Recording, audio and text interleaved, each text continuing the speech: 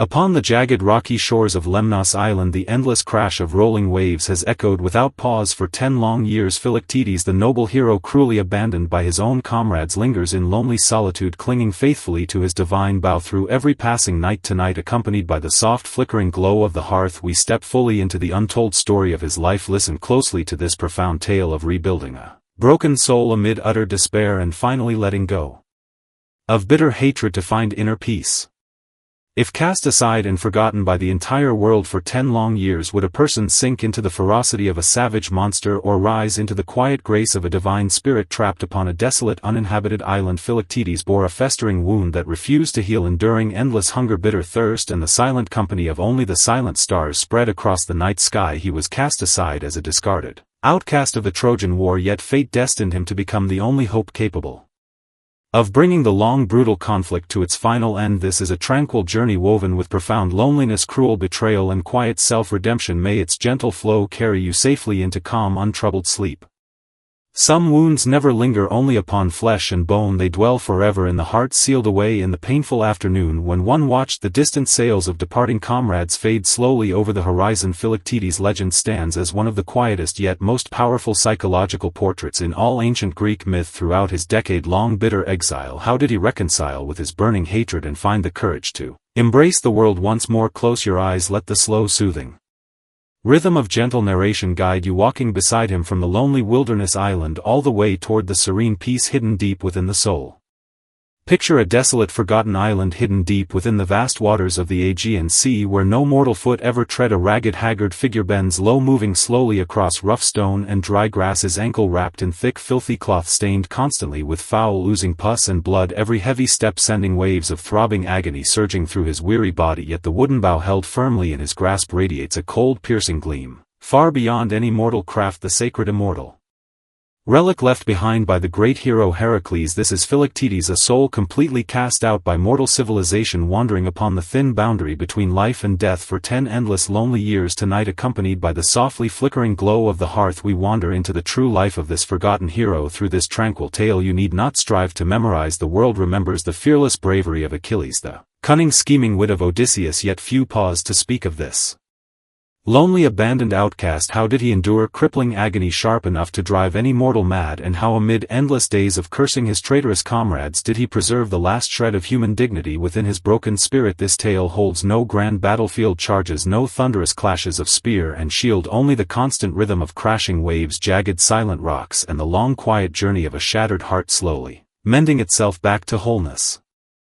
The origin of all his suffering began with an unexpected accident and the cowardly cruelty of those he once called brothers. Philoctetes stood among the noble heroes who set sail for the Trojan War, bearing the divine bow granted by the gods, filled with lofty ambition and courageous resolve. Yet while offering sacrifice upon sacred ground on Lemnos Island, he was bitten unexpectedly by a venomous serpent guarding the holy sanctuary. The serpent's poison carried a strange, unyielding power, leaving his wound impossible to heal, forever festering and exuding a repulsive, unbearable stench. Worse still, Philoctetes' cries of tormented agony echoed relentlessly day and night throughout the military camp, sending cold shivers of fear and revulsion through every soldier. The generals, once bound to him by brotherhood, now looked upon him only with eyes filled with dread and disgust, and in their weakness they made an unforgivably cruel decision. While he lay deep in exhausted slumber, they abandoned him upon this desolate isle, leaving behind nothing but tattered, worn clothing and the heavy divine bow. When Philoctetes awoke amid the bitter chill of early morning, he found no caring comrades at his side, only the faint, shrinking outline of distant sails fading slowly across the horizon. In that heart-wrenching moment, the sharp physical pain of his wound faded away, replaced by an icy cold despair, cold enough to freeze his very soul. He roared and shouted frantically toward the empty, endless sea, yet the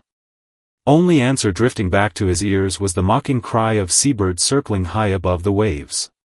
In the first lonely year upon the island, Philoctetes' world was consumed entirely by two overwhelming forces: the unbearable torment of his poisoned flesh and the burning weight of bitter spiritual curse. The venomous wound tormented him in cruel cycles. Whenever the fever and agony flared, he could only writhe like a wounded wild beast trapped within the narrow confines of his rocky cave. To sustain his fragile survival, he dragged his crippled leg across rough terrain, steadying the divine bow to Hunt wild seabird soaring overhead, he possessed no fire to warm himself or cook his meager food, forced to strike stone against stone, seeking faint fleeting sparks to light a tiny glow amid the endless dark nights. Each day he carved the names of those who betrayed him into the smooth wet sand: Agamemnon, Odysseus, Menelaus, pouring endless curses toward the roaring waves, praying for their ships to sink beneath the storm, for their war efforts to crumble into ruin, for them to taste the same bitter loneliness and abandonment he endured each passing day. Hatred became his sole pillar of survival, stronger even than the divine bow itself, sustaining his will to persist amid the lifeless silence of the island. He began speaking to the silent rocky cliffs, arguing beneath the cold lonely glow of the moon, his speech growing fragmented, worn thin by years of isolation. Over these 10 long years he gradually forgot the noisy bustle of mortal cities, forgot the rich sweet taste of wine. His senses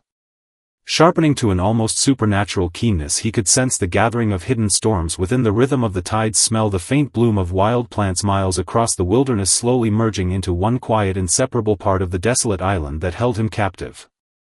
One ordinary day 10 years later, as Philoctetes once more gazed out over the endless sea, he spotted the long-absent shape of distant sails returning once again to his lonely shores. Yet instead of relief or joy, he tightened his grip upon his divine bow, instinctively, a fierce wary light flashing within his eyes. Odysseus had returned to Lemnos, accompanied by Neoptolemus, the young noble son of Achilles, compelled by an unbreakable divine oracle which declared Troy would never fall without Philoctetes' sacred bow and his unrivaled marksmanship. It was a bitter, cruel irony. Those who once cast him aside as useless burden now knelt in desperate supplication, begging his return simply because he had become useful once more. The cunning, seasoned Odysseus knew Philoctetes would never easily forgive such betrayal, so he sent the young innocent Neoptolemus to approach under false pretense and win his trust. Inside the dim, rocky cave the young man beheld a pitiful sight: a gaunt, filthy, thin old man with eyes sharp and lonely as a lone wolf, yet gently tending to an injured little bird. With quiet kindness Philoctetes poured out 10 years of pent-up grievance, sorrow and loneliness to the sincere youth, his long-suppressed emotions bursting forth like a breaking flood. He regarded Neoptolemus as a rare kindred spirit, even allowing him to touch the divine bow that never left his side. Yet truth always unfolds in the most unexpected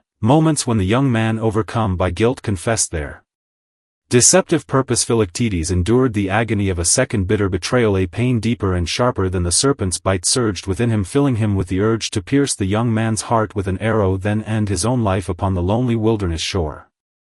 At this fateful turning point, Philoctetes faced the greatest inner struggle of his entire life. Odysseus stepped forward from the shadowy cliffs, employing threats and false persuasion, attempting to seize the divine bow and drag the broken, abandoned hero away by force. Philoctetes stood upon the edge of the steep cliff, wild winds tangling his unkempt hair, roaring with furious resolve. I would rather die right here upon this desolate shore than fight alongside you dishonorable, cruel men. He cared nothing for the victory or defeat of the Trojan War. What weighed upon his soul was the 10 years of erased, wasted life, the silent question of whether true justice could ever exist if he returned to fight. What meaning would his decade of lonely suffering hold if he forgave their betrayal? What worth remained in the hatred he had carved day after day into the shore sand? As the bitter deadlock lingered unbroken, a ghostly apparition of Heracles descended from the clouds, the great departed hero.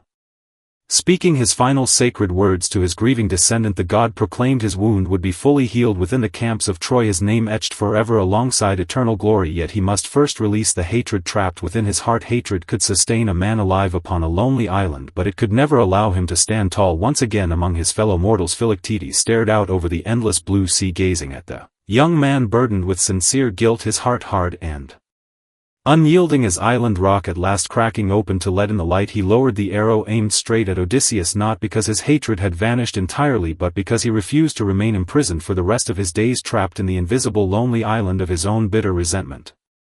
In the end, Philoctetes agreed to return to the battlefield of Troy. Within the Trojan military camp he received treatment from skilled divine healers, his festering wound healing miraculously. At last he donned grand warrior armor once again, wielding his sacred bow to shoot down Paris, dealing a decisive blow that sealed the fate of Troy, earning immortal undying merit upon the battlefield. Yet the light within his eyes never returned to the bright fearless fire of his youthful heroic days. He would often sit alone outside his military tent, staring silently out toward the distant endless sea, lost in quiet thought, wondering if he missed the lonely pure peace of desolate Lemnos. Amid the noisy celebration and cheering of victory he remained gently detached, as if a part of his soul would forever remain hidden within that quiet rocky cave. He forgave his traitorous comrades, yet never forgot the bitter taste of abandonment, the memory softening his heart into gentle restraint and quiet compassion. He began protecting wounded soldiers upon the battlefield, forbidding any mockery or abandonment of the injured, becoming a guardian patron to all scarred and broken warriors. When the long bloody war finally ended, he did not return to his homeland to vie for power and glory, instead choosing to journey far away, founding a quiet, peaceful city in a distant, unknown land. There the people cared nothing for the stench of his old wound, they only knew their ruler possessed wise eyes that saw through all worldly vanity and suffering. He finally stepped ashore from the lonely island of self-isolation, walking forward bearing deep scars, yet with a soul made whole and complete once more.